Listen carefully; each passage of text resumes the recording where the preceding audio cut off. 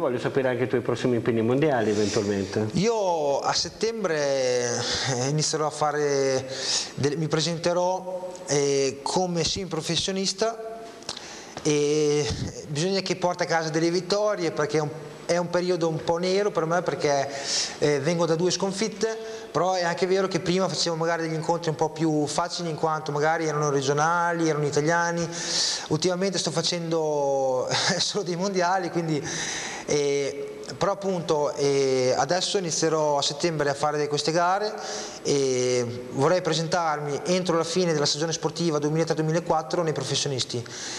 Quindi con un salto di qualità. È un salto di qualità che sarà molto duro, non è sicuro che avvenga, in quanto non è facile. Ecco, ti posso chiedere, Fabio, quanti anni hai tu? Io ho 29 anni e spero di arrivare a 30 anni e fare il professionista, però ripeto, è dura, è veramente dura, solo chi lo fa lo sa, perché è uno sport che appunto è uno sport individuale che, insomma, il ragazzo si deve credere, il ragazzo si deve alzare la mattina e magari prima di andare a lavorare andare a correre, e mantenere una certa dieta, e andare a letto quando gli amici vanno a ballare, e questo vuol dire essere professionista.